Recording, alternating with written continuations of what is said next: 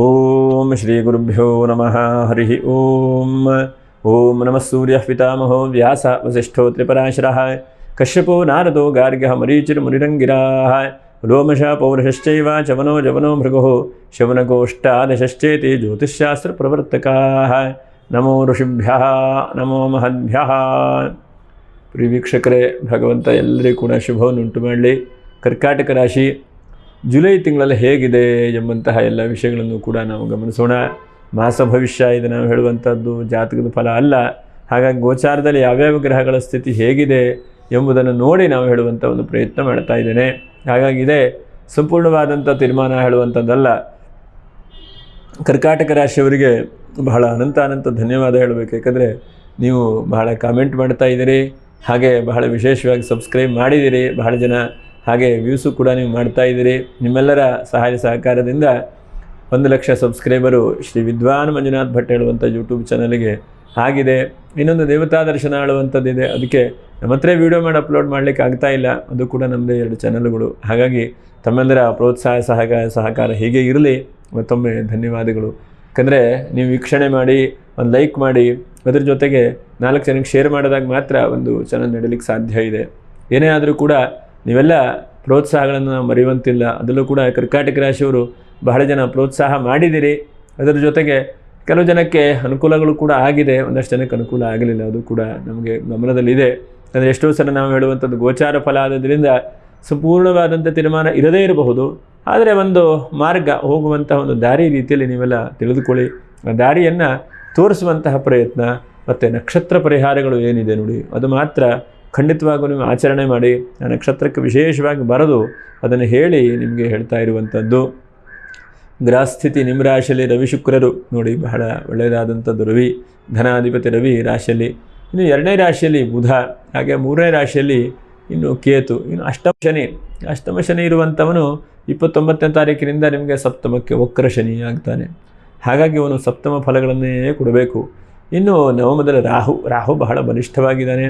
ದಶಮ ಏಕಾದಶದ ಗುರು ನೋಡಿ, ಗುರು ಮಾತ್ರ ನಿಮಗೆ ಕೈ ಬಿಡುವುದಿಲ್ಲ. ಸಾಮಾನ್ಯವಾಗಿ ಎಷ್ಟೇ ಕಷ್ಟ ಆದರೂ ಕೂಡ ಯಾವುದೋ ಒಂದು ನಿಮ್ಮ ಹಿಂದೆ ಆ ಧರ್ಮವೋ ಧೈರ್ಯವೋ ಗುರುಗಳ ಆಶೀರ್ವಾದವೋ ಗೊತ್ತಿಲ್ಲ, ಯಾವುದೋ ಒಂದು ನಿಮ್ಮನ್ನು ಮುನ್ನಡೆಸ್ತಾ ಇದೆ. ಇನ್ನೇನು ನನಗೆ ತಲೆ ಸುತ್ತಿ ಬೀಳಬೇಕು ಅಷ್ಟೊತ್ತಿಗೆ ಯಾರೋ ಒಬ್ಬರು ನಿಮ್ಮನ್ನು ಕೈ ಹಿಡಿದು ಎತ್ತುತ್ತಾರೆ ಅಲ್ವಾ. ಹಾಗಾಗಿ ಅಂತಹ ದೈವಾನುಗ್ರಹ ಇದೆ ನೋಡಿ. 5ನೇ ತಾರೀಕಿಗೆ ಅಮಾವಾಸ್ಯೆ ಇದೆ. ಹಾಗೆ ಅನಂತರದಲ್ಲಿ ನಮಗೆ 6ನೇ ತಾರೀಕಿಂದ ಆಷಾಢ ಮಾಸ ಶುರುವಾಗುತ್ತೆ. ಆಷಾಢ ಮಾಸ ಗ್ರೀಷ್ಮ ಋತುವಿನ ಆಷಾಢ ಮಾಸ ಇದೆ.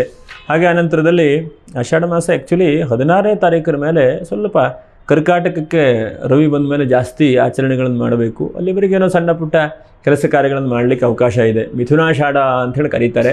ಹಾಗಾಗಿ ಮಿಥುನ ಮಾಸದಲ್ಲಿ ಏನಾದರೂ ಪೂಜೆ ಪುನಸ್ಕಾರಗಳ ಅವಕಾಶ ಇದೆ. ಹಾಗೆ ಕರ್ಕಾಟಕಕ್ಕೆ ಸಂಕ್ರಾಂತಿ ಆಗುತ್ತೆ ನೋಡಿ, ದಕ್ಷಿಣಾಯಣ ಪುಣ್ಯಕಾಲ 16ಕ್ಕೆ ಬರುತ್ತೆ. ಹಾಗಾಗಿ 16ನೇ ತಾರೀಕು ಅನಂತರದಲ್ಲಿ ಸಂಪೂರ್ಣವಾಗಿ ಆಷಾಢ ಮಾಸದ ಆಚರಣೆ ಮತ್ತು ಪೂಜೆ ಪುನಸ್ಕಾರಗಳನ್ನು ಮಾಡುವಂಥದ್ದನ್ನು ಧಾರ್ಮಿಕವಾಗಿ ಬೇರೆದು ಮಾಡಬಹುದು. ಸಂಸ್ಕಾರ ಕರ್ಮಗಳನ್ನು ಮಾಡಬಾರದು, ಉಪನಯನ ಇತ್ಯಾದಿಗಳನ್ನು.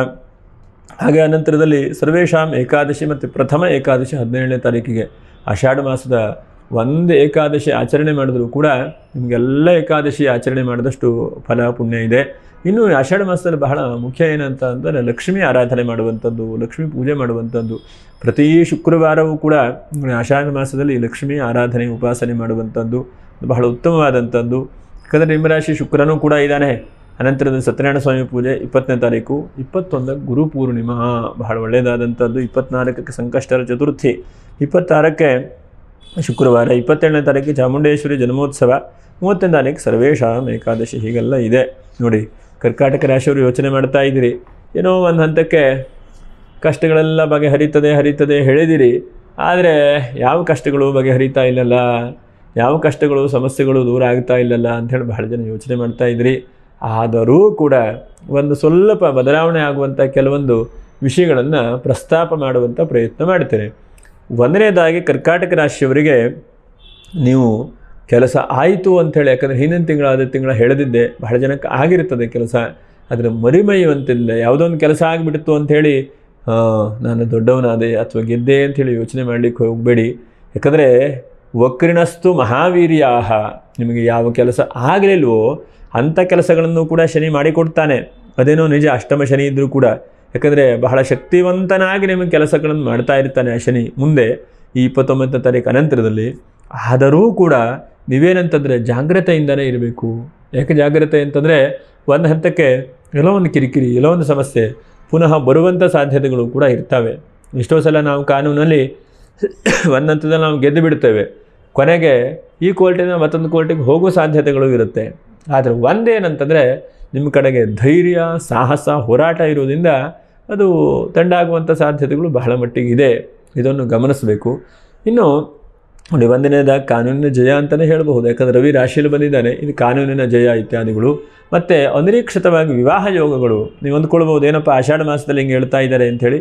ಆಷಾಢ ಮಾಸದಲ್ಲಿ ಹೇಳಿ ಕೇಳಿ ಎಲ್ಲ ಮಾಡಲಿಕ್ಕೆ ಅವಕಾಶಗಳಿದೆ. ಹಾಗಾಗಿ ಕೇಳುವಂತಹ ಪ್ರಯತ್ನಗಳನ್ನು ಮಾಡಿ. ನೀವು ಕೇಳಲಿಲ್ಲ, ಪ್ರಯತ್ನ ಮಾಡಿಲ್ಲ ಅಂದರೆ ಇಲ್ಲಿ ವಿವಾಹಕ್ಕೆ ಅವಕಾಶಗಳು ಸಿಗುತ್ತೆ. ಹಾಗಾಗಿ ವಿವಾಹಕ್ಕೆ ಅನುಕೂಲಗಳನ್ನು ಕೂಡ ಶುಕ್ರನು ಕೊಡ್ತಾನೆ. ಅಂದರೆ ಗುರು, ಶುಕ್ರ, ಕುಜ 3 ಗ್ರಹಗಳು ಕೊಡ್ತಾರೆ. ನೀಚಾದಿಭಾಂಶೋ ಭೃಗುದೇವ ಪೂಜ್ಯೋ ಅಂತ. ಗುರು ಕೊಡಲಿಲ್ವಾ ಶುಕ್ರ ಕೊಡಬೇಕು, ಶುಕ್ರ ಕೊಡಲಿಲ್ವಾ ಕುಜ ಕೊಡಬೇಕು. ಹೀಗೆ 3 ಗ್ರಹಗಳು ಒಂದಲ್ಲ ಒಂದು ಗ್ರಹಗಳು ಕೊಡಬೇಕು ಅಲ್ವಾ. ಅದು ಕೊಟ್ಟಿಲ್ಲ ಅಂತಂದರೆ ಆಗೋದೇ ಇಲ್ಲ ನಿಮಗೆ. ಹಾಗಾಗಿ ವಿವಾಹಕ್ಕೆ ಅವಕಾಶಗಳನ್ನು ಕೂಡ ನೀವು ಕಾಣಬಹುದು. ಪ್ರಯತ್ನಗಳನ್ನು ಜಾಸ್ತಿ ಮಾಡಿ. ಶೈಕ್ಷಣಿಕ ವಿಷಯದಲ್ಲಿ ಹೆಚ್ಚಿನದಾದಂಥ ಅಭಿವೃದ್ಧಿ, ಇಲ್ಲ ಒಂದು ಕಾರ್ಯಕ್ಷೇತ್ರದಲ್ಲಿದ್ದೀರಿ, ಶೈಕ್ಷಣಿಕ ಕ್ಷೇತ್ರದಲ್ಲಿದ್ದೀರಿ ಅಂಥವರಿಗೆ ಹೆಚ್ಚಿನದಾದಂಥ ಅಭಿವೃದ್ಧಿಗಳು, ಲಾಭಾಂಶಗಳು. ನಿಮ್ಮ ಕಡೆಗೆ ಲಾಭಾಂಶ, ನೀವು ಅಂದ್ಕೊಂಡಕ್ಕಿಂತ ಜಾಸ್ತಿ ಲಾಭಾಂಶಗಳು ಆಗುವಂಥ ಸಾಧ್ಯತೆಗಳು. ಹಿರಿಯರ ಆಶೀರ್ವಾದ, ತಂದೆ ತಾಯಿಯವರ ಬಹಳ ಮುಖ್ಯವಾದಂಥ ಆಶೀರ್ವಾದ ಈ ತಿಂಗಳಲ್ಲಿ ನಿಮಗೆ. ಅನಂತರದಲ್ಲಿ ವಿದೇಶದಿಂದ ಹಣ ಬರುವಂಥದ್ದು. ಮತ್ತು ನಿಮ್ಮ ಮನಸ್ಸಲ್ಲಿ ನೋಡಿ, ಈ ತಿಂಗಳಲ್ಲಿ ಗೃಹಸ್ಥಿತಿ ನೋಡಲಿಕ್ಕೆ ಹೋದರೆ ಏನೇನೋ ಬಿಸ್ನೆಸ್ ಮಾಡಬೇಕು, ಏನೇನೋ ಕೆಲಸ ಮಾಡಬೇಕು, ಎಲ್ಲೆಲ್ಲೋ ಹೋಗಬೇಕು ಅಂತೆಲ್ಲ ಅನಿಸ್ತದೆ. ಅದನ್ನು ಖಂಡಿತವಾಗೂ ಮಾಡಿ. ನೀವು ಯಾತಕ್ಕೆ ಮಾಡಿ ಅಂತಂದರೆ, ಇಷ್ಟು ದಿವಸ ನೀವು ಮಾಡಿದ್ರೂ ಕ್ಲಿಕ್ ಆಗದೇ ಇದ್ದಂಥ ಕೆಲಸ ಇವಾಗ ನಿಮ್ಗೆ ಕ್ಲಿಕ್ ಆಗ್ಬೋದು. ಎಷ್ಟೋ ಸಲ 10 ಸಲ ಕಲ್ಲು ಎಸೆದಾಗ ಮಾವಿನ ಹಣ್ಣು ಬೀಳದೇ ಇರಬಹುದು, ಆದರೆ 11 ಸಲ ಬೀಳಬಾರದು ಅಂತೇನಿಲ್ಲ, ಬಿದ್ದೇ ಬೀಳುತ್ತದೆ.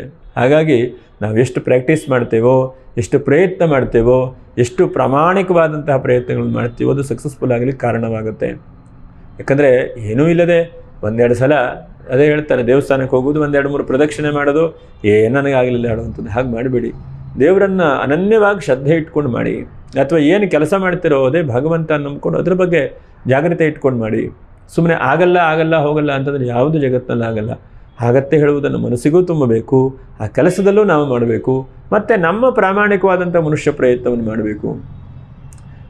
ಪ್ರಾಮಾಣಿಕವಾದಂಥ ಮನುಷ್ಯ ಪ್ರಯತ್ನವನ್ನೇ ನಾವು ಮಾಡಿಲ್ಲ ಅಂತಾದರೆ ಫಲ ಕೇಳುವಂತಹ ಹಕ್ಕು ನಮಗಿರುವುದಿಲ್ಲ. ಹಾಗಾಗಿ ಪ್ರಾಮಾಣಿಕವಾದಂಥ ಪ್ರಯತ್ನಗಳು ಈ ತಿಂಗಳಲ್ಲಿ ಮಾಡಿ. ಹೊಸದಾದಂಥ ಯೋಚನೆಗಳು ಬರುತ್ತೆ, ಏನೇನೋ ಪ್ಲ್ಯಾನ್ ಮಾಡಬೇಕು ಅನಿಸುತ್ತೆ ನಿಮಗೆ. ಮತ್ತು ಇನ್ನೊಂದು ಬಿಸ್ನೆಸ್ ಮಾಡೋಣ, ಇನ್ನೊಂದು ಕಡೆ ನುಗ್ಗೋಣ ಅನಿಸುತ್ತೆ. ಖಂಡಿತವಾಗೂ ನುಗ್ಗಿ. ಯಾಕಂದರೆ ನುಗ್ಗಿದ್ರೆ ರಾಶಿಯಲ್ಲಿ ಶುಕ್ರ ಇದ್ದಾನೆ, ಆ ಶುಕ್ರ ಫಲ ಕೊಡ್ತಾನೆ ನಿಮಗೆ. ಶುಕ್ರ ರಾಶಿಗೆ ಬರುವಂಥದ್ದು ನಿಮ್ಮ ಸಾಮಾನ್ಯವಾಗಿ ಒಂದೊಂದು ವರ್ಷಕ್ಕೆ ಒಂದು ಸಲ ಬಂದರೆ ಜಾಸ್ತಿ. ಅವನು ಸಾಮಾನ್ಯವಾಗಿ 48 ದಿವಸ ಅವನು ಇರ್ತಾನೆ. ಪಕ್ಷತ್ರಯಂ ತಿಷ್ಠತಿ ಲೋಹಿತಾಂಗ. ಕುಜ ಶುಕ್ರರು ಇರ್ತಾರೆ. ಶುಕ್ರನು ಸಾಮಾನ್ಯವಾಗಿ ಒಂದು 30 ದಿವಸ, ಅಲ್ಲಿಗೆ ಒಂದು ವರ್ಷಕ್ಕೆ ಒಂದು ಸಲ ಬರಬಹುದು. ಹಾಗಾಗಿ ಈ ತಿಂಗಳಲ್ಲಿ ನಿಮಗೆ ಒಳ್ಳೊಳ್ಳೆ ಧನಾಗಮನ ಆಗುವಂತಹ ದಾರಿಯನ್ನು, ಮಾರ್ಗವನ್ನು ತೋರಿಸ್ತಾನೆ ಶುಕ್ರ. ರವಿ ಜೊತೆಗಿದ್ದಾನೆ. ಸಣ್ಣ ಪುಟ್ಟ ನಿಮ್ಮ ಹೆಲ್ತಿಗೆ ನೀವು ನೋಡ್ಕೊಳ್ಬೇಕಾಗ್ಬೋದು. ಆದರೂ ಕೂಡ ಯಾವುದೋ ದಾರಿಯನ್ನು ತೋರಿಸ್ತಾನೆ. ಎಷ್ಟೋ ಸಲ ನಮಗೆ ದಾರಿಯೇ ಕಾಣದೇ ಇದ್ದಾಗ ಯಾವುದೋ ಒಂದು ವ್ಯಕ್ತಿ ದಾರಿ ತೋರಿಸ್ತಾನೆ. ಅದೇ ಶುಕ್ರ ನಿಮಗೆ. ಶುಕ್ರನ ಈ ತಿಂಗಳು ನಿಮ್ಮ ದಾರಿ ತೋರಿಸ್ತಾನೆ. ಶುಕ್ರ ಇಷ್ಟಕ್ಕೆ ದಾರಿ ತೋರಿಸ್ತಾನೆ ನೋಡಿ. ಒಂದು ಆರ್ಥಿಕವಾದಂಥ ಅಭಿವೃದ್ಧಿಗೆ, ಮತ್ತು ಕಲೆ, ಸಾಹಿತ್ಯ, ಸಂಗೀತ ಮಾಡ್ತಾ ಇದ್ದಂಥವರಿಗೆ, ಡಿಜಿಟಲ್ ಮಾರ್ಕೆಟಿಂಗ್ ಮಾಡ್ತಾ ಇದ್ದಂಥವರಿಗೆ, ಮತ್ತು ಏನೋ ಒಂದು ಪ್ಲ್ಯಾನ್ ಮಾಡಬೇಕು, ಮನೆ ಕಟ್ಟಬೇಕು ಅನ್ನುವಂಥವರಿಗೆ, ಮತ್ತು ನೂತನವಾದಂತಹ ಏನೋ ಒಂದು ಕೆಲಸ ಕಾರ್ಯಗಳನ್ನು ಆರಂಭ ಮಾಡಬೇಕು. ಇದಿಷ್ಟು ಜನಕ್ಕೆ ಶುಕ್ರ ನಿಮಗೆ ಒಳ್ಳೆ ರೀತಿಯಾದಂತಹ ದಾರಿ ತೋರಿಸ್ತಾನೆ. ದಾರಿ ತೋರಿಸುವಂಥವ್ರು ಶುಕ್ರನ ಕೆಲಸ. ಇನ್ನು ಮಾಡುವಂಥ ನಿಮ್ಮ ಕೈಲೇ ಇದೆ. ಮಾಡಿ ಬಿಡಿ. ಗಾಳಿ ಬರ್ತದೆ, ತೂರ್ಕೊಳ್ಳುವಂಥ ನಿಮಗೆ ಬಿಟ್ಟಿರುವಂಥದ್ದು. ತೂರ್ಕೊಂಡ್ರೆ ನಿಮ್ಮ ಇಟ್ಟಿರುವಂಥ ಭತ್ತ ಶುದ್ಧಿ ಆಗುತ್ತೆ. ಇಲ್ವಾ ಆ ಗಾಳಿ ಮುಂದೆ ಹೋಗ್ತದೆ. ಗಾಳಿ ಯಾವಾಗೂ ಹೋಗ್ತಾ ಇರ್ತದೆ. ಆದರೆ ನಾವು ಗಾಳಿ ಬಂದಾಗ ತೂರಿಕೋ, ನಮ್ಮ ಕೆಲಸಗಳನ್ನು ಆ ಸಮಯದಲ್ಲಿ ಮಾಡಿದಾಗ ಭಾರಿ ಒಳ್ಳೆಯದಾದಂಥದ್ದು. ಎಷ್ಟೋ ಸಲ ಆ ಸಮಯ ಹೋದರೆ ಮುಗಿದು ಹೋಗಿಬಿಡುತ್ತೆ. ಹಾಗಾಗಿ ಮತ್ತೊಂದು ದೃಢ ಸಂಕಲ್ಪಗಳನ್ನು ಈ ತಿಂಗಳಲ್ಲಿ ನೀವು ಮಾಡಬೇಕು. ದೃಢ ಸಂಕಲ್ಪ ಮಾಡಿದರೆ ಆ ಸಂಕಲ್ಪ ಸಿದ್ಧಿಯಾಗುವಂಥದ್ದು ಈ ತಿಂಗಳಲ್ಲಿ.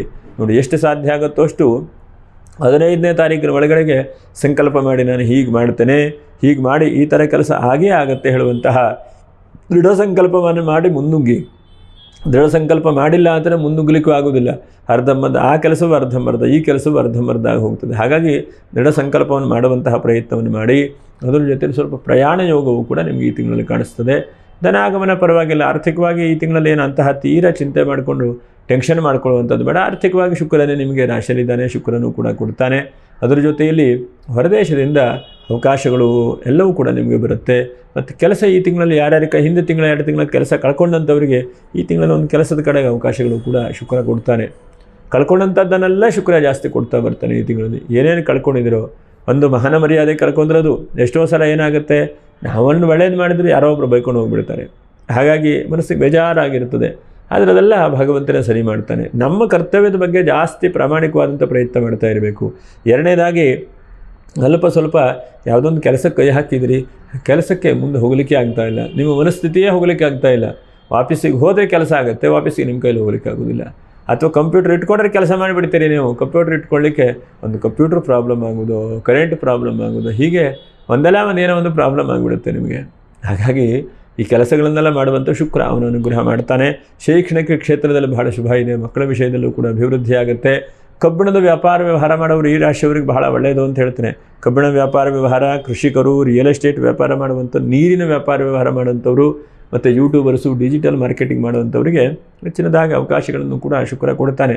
ಮತ್ತು ಮನೆಗೇನೋ ಒಂದು ನೂತನವಾದಂಥ ಕೆಲಸ ಕಾರ್ಯಗಳನ್ನು ಮಾಡುವಂಥದ್ದು, ಮನೆಯದು ಯಾವುದೋ ಒಂದು ಸ್ವಲ್ಪ ಬಲ್ಬ್ ಹೋಗಿರುತ್ತೆ ಅಥವಾ ಮನೆ ಕ್ಲೀನಿಂಗ್ ಇರೋದಿಲ್ಲ, ಕ್ಲೀನಿಂಗ್ ಮಾಡಿಸುವಂಥದ್ದು, ಹೀಗೆ ಆದಷ್ಟು ಹೊಳೆಯುವಂತಹದ್ದು, ಶುದ್ಧಿ ಮಾಡುವಂಥದ್ದು, ಮತ್ತು ನಿಮ್ಮನ್ನು ಶಿಸ್ತಿನ ಕಡೆಗೆ ಕರ್ಕೊಂಡು ಹೋಗುವಂಥ ಶುಕ್ರ ಯಾವಾಗೂ ಸ್ವಚ್ಛ ಮಾಡುವಂಥ ಒಂದು ಗ್ರಹ. ಅವು ರವಿ ಜೊತೆ ಕೂತಿದ್ದಾನೆ. ಸರಿಯಾಗಿ ಲೆಕ್ಕಾಚಾರ ಮಾಡುವಂಥವನು, ಸರಿಯಾಗಿ ಎಲ್ಲೆಲ್ಲಿ ನಾನು ತಪ್ಪು ಮಾಡ್ತಾ ಇದ್ದೇನೆ, ಯಾವ ದಾರಿ ನನಗೆ ರಾಂಗ್ ಡಿಸಿಷನ್ ಕೊಡ್ತಾ ಇದೆ, ಇದನ್ನೆಲ್ಲ ಶುಕ್ರ ಒಳ್ಳೇದು ಮಾಡ್ತಾನೆ. ಒಂದೊಂದು ಗ್ರಹಗಳ ಬಗ್ಗೆ ಹೇಳ್ತಾ ಬಂದರೆ ದಿವಸ ಸಾಕಾಗೋದಿಲ್ಲ ನಮಗೆ. ಕೆಲವೊಂದು ಗ್ರಹಗಳು ಬಂದಾಗ ನಮ್ಮನ್ನು ಅಷ್ಟು ಅಚ್ಚುಕಟ್ಟಾಗಿ ಮಾಡ್ತಾರೆ, ಕೆಲವೊಂದು ಗ್ರಹಗಳು ಬಂದಾಗ ಇದೆಲ್ಲ ಬೀರಿ ಬೀಳುತ್ತದೆ, ಹೀಗೂ ಕೂಡ ಆಗುತ್ತೆ. ಹಾಗಾಗಿ ಶುಕ್ರ ಅದನ್ನೆಲ್ಲ ಕೊಡ್ತೇನೆ. ಇನ್ನೂ ಒಂದು 5-6 ಜಾಗ್ರತೆಗಳನ್ನು ಹೇಳ್ತೇನೆ. ಒಂದನೇ ಜಾಗ್ರತೆ ಏನಪ್ಪ ಅಂತಂದರೆ, ಎಷ್ಟು ಸಾಧ್ಯ ಆಗುತ್ತೋ ಅಷ್ಟು ನಿಮ್ಮ ವೈಯಕ್ತಿಕವಾದಂಥ ಆರೋಗ್ಯದ ವಿಷಯದಲ್ಲಿ ಜಾಗ್ರತೆ ಒತ್ತಿ ಹೇಳುವಂಥದ್ದು. ಒಂದು ಕಣ್ಣಿನ ಸಣ್ಣ ಪುಟ್ಟ ಸಮಸ್ಯೆಗಳು, ಸಣ್ಣ ಪುಟ್ಟ ಉಸಿರಾಟದಲ್ಲಿ ಅಥವಾ ಎದೆ ನೋವಿನಂತ ಬರುವಂಥ ಸಾಧ್ಯತೆಗಳು ಕಾಣಿಸುತ್ತೆ. ಹಾಗಾಗಿ ನಿಮ್ಮ ಆರೋಗ್ಯದ ಬಗ್ಗೆ ನೀವೇ ಜವಾಬ್ದಾರರು. ಸ್ವಲ್ಪ ಸರಿಯಾದಂಥ ಸಮಯಕ್ಕೆ ಊಟ, ತಿಂಡಿ, ವಿಶ್ರಾಂತಿಯನ್ನು ಮಾಡಿ. ಕೆಲಸ ಜಾಸ್ತಿ ಬರುತ್ತೆ, ಕೆಲಸ ಜಾಸ್ತಿ ಬಂದು ಶರೀರಕ್ಕೆ ಜಾಸ್ತಿ ಒತ್ತಡ ಆಗುತ್ತೆ, ಅದೆಲ್ಲ ಸಮಯಕ್ಕೆ ತಕ್ಕಂತೆ ಮಾಡ್ತಾ ಹೋಗುವಂಥ ಪ್ರಯತ್ನವನ್ನು ಮಾಡಿ. ಎರಡನೇದಾಗಿ ಪ್ರಯಾಣ ಇದೆ, ಸ್ವಲ್ಪ ಜಾಗ್ರತೆ. ಮೂರನೇದಾಗಿ ಸ್ವಲ್ಪ ಸಾಂಸಾರಿಕವಾದಂಥ ವಿಷಯದಲ್ಲಿ, ಗಂಡ ಹೆಂಡತಿ ಕುಟುಂಬದ ವಿಷಯದಲ್ಲಿ ಸ್ವಲ್ಪ ಜಾಗ್ರತೆ. ಹಾಗೆ ಮಕ್ಕಳ ಬಗ್ಗೆ ಕೇರ್ ತೆಗೆದುಕೊಳ್ಳಿ, ಮಕ್ಕಳಿಗೆ ಒಳ್ಳೆಯದಾಗ್ತದೆ ಅಂತೇಳಿ ಹೇಳಿದೆ. ಹಾಗಂತೇಳಿ ಸರಿಯಾದಂಥ ಸಂಸ್ಕಾರ ಕೊಡುವಂಥ ಒಂದು ಪ್ರಯತ್ನವನ್ನು ಮಾಡಿ. ಎಷ್ಟೋ ಸಲ ನಾವು ಪ್ರಯತ್ನ ಸರಿಯಾಗಿ ಮಾಡೋದಿಲ್ಲ, ಹಾಗಾಗಿ ತೊಂದರೆಗಳು ಕೂಡ ಬರುತ್ತೆ. ಐದನೇದಾಗಿ ದೈವಾನುಗ್ರಹ ನಿಮಗೆ ಸಿಗುತ್ತೆ. ಆ ಭಗವಂತನ ಅನನ್ಯವಾಗಿ ನಂಬಿಕೊಂಡು ಹೋಗುವಂಥ ಪ್ರಯತ್ನವನ್ನು ಮಾಡಿ. ಆ ದ್ವಂದ್ವ ಸ್ವಭಾವಗಳು ಅಥವಾ ಆಗಲ್ಲ ಹೇಳುವಂಥದ್ದು ಅಥವಾ ಏನೋ ಪ್ರಯೋಜನ ಅನಿಸುವಂಥದ್ದನ್ನು ಮಾಡ್ತೇವೆ, ಹಾಗೆ ಮಾಡಬಾರ್ದು. ಒಂದು ಕ್ರಿಯೆಗೆ ಪ್ರತಿಕ್ರಿಯೆ ಆಗೇ ಆಗ್ತದೆ. ನಾವು ಏನೇ ಆದರೂ ಕೂಡ ಒಂದನ್ನು ನಮ್ಮ ಹಿರಿಯರು ಏನೇನು ನಂಬಿಕೊಂಡು ಮಾಡ್ಕೊಂಬಂದಿದ್ದಾರೆ ಅದನ್ನು ಮಾಡುವಂತಹ ಪ್ರಯತ್ನವನ್ನು ಮಾಡಬೇಕು. ಕೆಲವೊಂದು ಬರೀ ಪ್ರಶ್ನೆಯೇ ಆಗುತ್ತೆ ಬಿಟ್ಟರೆ ಅದಕ್ಕೆ ಉತ್ತರ ಸಿಗೋದಿಲ್ಲ ಎಷ್ಟೋ ಸಲ.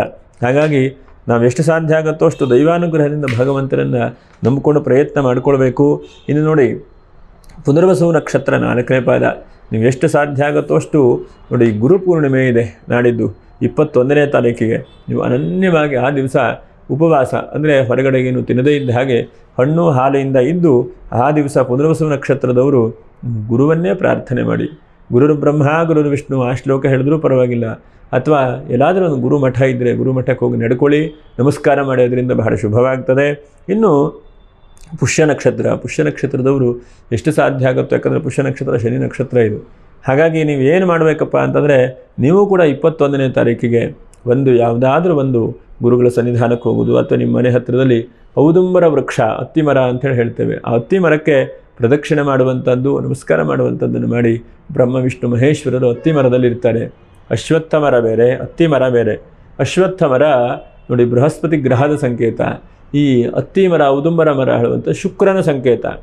ಹಾಗಾಗಿ ಶುಕ್ರ ಗ್ರಹಕ್ಕೆ ವಿಶೇಷವಾಗಿ ಅನುಗ್ರಹ ಮಾಡುವಂಥದ್ದು. ಶುಕ್ರನೂ ನಿಮ್ಮ ರಾಶಿಗೆ ಬರುತ್ತಾನೆ, ಇದು ಬಹಳ ಮುಖ್ಯವಾಗಿ. ಅಥವಾ ನಿಮಗೆ ಆಷಾಢ ಮಾಸದ 4 ಶುಕ್ರವಾರ ಪುಷ್ಯ ನಕ್ಷತ್ರದ ಅವಕಾಶ ಆದರೆ ಔದುಂಬರ ವೃಕ್ಷಕ್ಕೆ ಪ್ರದಕ್ಷಿಣೆ ಮಾಡಿ. ಶುಕ್ರನ ಅನುಗ್ರಹ ಆಗ್ತದೆ. ಶುಕ್ರನೂ ರಾಶಿಯಲ್ಲಿದ್ದಾನೆ ನೋಡಿ, ಬಹಳ ಮುಖ್ಯವಾಗಿ ಶುಕ್ರನು ಧನಕಾರಕ. ಕರ್ಕಾಟಕ ರಾಶಿಯವರು ಬಹಳ ಜನ ಹಣಕಾಸಿಗೆ ಒದ್ದಾಡ್ತಾ ಇದ್ದೀರಿ, ಎಲ್ಲೆಲ್ಲೋ ಅನುಕೂಲ ಆಗುತ್ತೆ, ನಿಮಗೆ ಅನುಕೂಲ ಆಗ್ತಾ ಇಲ್ಲ, ಎಲ್ಲ ಇದೆ, ಆದರೆ ಯಾಕೋ ಕಳ್ಕೊಳ್ಳುವಂಥದ್ದು, ಹೆಂಗೋ ರಾಂಗ್ ಡಿಸಿಷನ್ ತೆಗೆದುಕೊಳ್ಳೋದು ಮಾಡ್ತಾ ಇದ್ದೀರಿ. ಹಾಗಾಗಿ ಶುಕ್ರವಾರ ಆಷಾಢ ಮಾಸದ 4 ಶುಕ್ರವಾರ ಲಕ್ಷ್ಮೀ ಪೂಜೆ ಮಾಡುವಂಥದ್ದು ವಿಶೇಷ. ಅದ್ರ ಜೊತೆಗೆ ಶುಕ್ರ ಔದುಂಬರ ವೃಕ್ಷಕ್ಕೆ ಪ್ರದಕ್ಷಿಣೆ ಮಾಡಿ.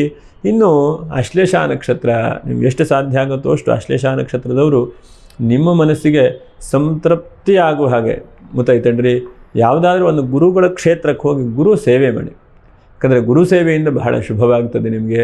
ಯಾಕಂದರೆ ಆಶ್ಲೇಷ ನಕ್ಷತ್ರದವರಿಗೆ ಬಹಳ ಜನಕ್ಕೆ ನಾವು ನೋಡ್ತಾ ಇರ್ತೇವೆ, ಎಲ್ಲ ಇದೆ, ಆದರೂ ಸಕ್ಸಸ್ಫುಲ್ ಆಗುವಂಥ ದಾರಿಗಳಿಲ್ಲ. ಆಗ ಬುದ್ಧಿ ಇದೆ, ಜ್ಞಾನ ಇದೆ, ಹೋರಾಟ ಇದೆ, ಹಠ ಇದೆ, ಎಲ್ಲವೂ ಕೂಡ ಇದೆ. ಆದರೆ ಸಕ್ಸಸ್ಫುಲ್ ಆಗಲಿಕ್ಕೆ ಒಂದು 99 ಅಂಶ ಮಾಡಿ, 1 ಅಂಶ ಬಿಟ್ಟು ಬಿಡ್ತೀರಿ ನೀವು. ಹಾಗಾಗಿ ಗುರು ಸೇವೆಯನ್ನು ಮಾಡಿ. ಗುರು ಸೇವೆಯಿಂದ ಗುರು ಅನುಗ್ರಹ ಮಾಡ್ತಾನೆ. ನಿಮ್ಮ ಕೈಲಾದಂಥದ್ದು ಎಲ್ಲೋ ಒಂದು ಕಡೆ ಪೂಜೆ ಮಾಡ್ತಾ ಇದ್ದರೆ ಹೂವನ್ನು ತೆಗೆದುಕೊಂಡು ಹೋಗಿ, ಅಥವಾ ಹಣ್ಣು ತೆಗೆದುಕೊಂಡು ಹೋಗಿ, ಅಥವಾ ಅಭಿಷೇಕ ಮಾಡ್ತಾ ಇದ್ದರೆ ಅಭಿಷೇಕಕ್ಕೆ ಹಾಲು ಕೊಡಿ. ಎಲ್ಲಾದರೂ ಕೂಡ ನೀವು ಆಶ್ಲೇಷ ನಕ್ಷತ್ರದವರು ಎಡ ಬಿಡದೆ ನಿಮ್ಮ ಕೈಲಾದಂಥದ್ದು ಒಳಿಲು ಸೇವೆ ಅದೇ ಮಾಡಿ ಇದೇ ಮಾಡಿ ಅಂತಲೇ ಹೇಳೋದಿಲ್ಲ. ಭಗವಂತ ಏನು ಶಕ್ತಿ ಕೊಟ್ಟಿದ್ದಾನೋ ನಿಮಗೆ, ಅಂತಹ ಶಕ್ತಿಯನ್ನು ಉಪಯೋಗಿಸಿ ನೀವು ಮಾಡಿ. ಎಷ್ಟೋ ಸಲ ನಾವು ಹೇಳಿದ್ದು ನಿಮ್ಮ ಕೈಲಿ ಆಗದೇ ಇರಬಹುದು. ಹಾಗಾಗಿ ಗುರು ಸೇವೆ ಮಾಡಲಿಕ್ಕೆ ಹೋಗಿ ಗುರುಗಳ ಕ್ಷೇತ್ರಕ್ಕೆ ಹೋಗಿ ನಮ್ಮ ಕೈಲಾದಂಥ ಸೇವೆ ಮಾಡಬಹುದು. ಅಥವಾ ಅನ್ನದಾನ ಮಾಡ್ತಾ ಇದ್ದಾರೆ ಅಂತಂದರೆ ಒಂದು ಮುಷ್ಟಿ ಅಕ್ಕಿಯನ್ನಾದರೂ ನಮ್ಮ ಕೈಲಿ ಕೊಡಬಹುದು ಅಲ್ವಾ. ಯಾಕಂದರೆ ಅಷ್ಟು ಮಾಡದೇ ಇದ್ದಂಥವ್ರು ಯಾರೂ ಇಲ್ಲ. ಹಾಗಾಗಿ ಗುರು ಸೇವೆಯಿಂದ ನಿಮಗೆ ಹೆಚ್ಚಿನದಾದಂಥ ಅಭಿವೃದ್ಧಿ ಆಗುತ್ತೆ. ಈ ತಿಂಗಳಲ್ಲಿ ನೋಡಿ 11ನೇ ತಾರೀಕು ಚೆನ್ನಾಗಿದೆ ಪೂಜೆ ಪುನಸ್ಕಾರಗಳನ್ನು ಮಾಡಲಿಕ್ಕೆ. ಹಾಗೆ 8ನೇ ತಾರೀಕು ಕೂಡ ಚೆನ್ನಾಗಿದೆ, ಆಶ್ಲೇಷ ನಕ್ಷತ್ರವೇ ಇದೆ. ಆ ದಿವಸ ಪರವಾಗಿಲ್ಲ, ನೀವು ಗುರು ಸೇವೆಯನ್ನು ಮಾಡಿ. ಮರೆಯದೇ ಇದ್ದ ಹಾಗೆ ಗುರುಪೂರ್ಣಿಮೆ 21ನೇ ತಾರೀಕು ಎಲ್ಲರಿಗೂ ಕೂಡ ಗುರು ಸೇವೆ ಮಾಡುವಂಥದ್ದನ್ನು ಮಾಡಿ. ಅಥವಾ ನಿಮಗೆ ಯಾರ್ಯಾರು ಗುರುಗಳು ಹೇಳಿಕೊಟ್ಟಿದ್ದಾರಲ್ಲ ಅಂಥವರಿಗೆ ನಿಮ್ಮ ಕೈಲಾದಂಥದ್ದು ಏನಾದರೂ ಒಂದು ಹೆಲ್ಪ್ ಮಾಡಿ, ನೆನಪು ಮಾಡಿಕೊಳ್ಳಿ. ಯಾಕಂದರೆ ಏನೇ ಆದರೂ ಕೂಡ ಗುರುವಿನ ಆರಾಧನೆ, ಗುರುವಿನ ಉಪಾಸನೆ, ಒಂದು ಅಕ್ಷರ ಒಬ್ಬರು ಹೇಳಿಕೊಟ್ರು ಕೂಡ ಅವರು ಗುರುಗಳೇ, ಲೌಕಿಕ ಅಲೌಕಿಕ ಎರಡನ್ನೂ ಕೂಡ. ಹಾಗಾಗಿ ದೈವಾನುಗ್ರಹ ಆಗಲಿ, ಗುರುಗಳ ಆಶೀರ್ವಾದ ಅನುಗ್ರಹದಿಂದ ಕರ್ಕಾಟಕ ರಾಶಿಯವರು ಶುಭವಾಗಲಿ. ಲೈಕ್ ಮಾಡಿ, ಸಬ್ಸ್ಕ್ರೈಬ್ ಮಾಡಿ. ಹಾಗೆ ತಮ್ಮೆಲ್ಲರ ಪ್ರೀತಿ ವಿಶ್ವಾಸ ಹೀಗೆ ಇರಲಿ. ಎಲ್ಲರಿಗೂ ಕೂಡ ಮುಂದಿನ ವಿಡಿಯೋದಲ್ಲಿ ಭೇಟಿ ಮಾಡೋಣ. ನಮಸ್ಕಾರ. ಲೋಕಾ ಸಮಸ್ತ ಸುಖಿನೋ ಭವಂತು. ನಮಸ್ಕಾರ.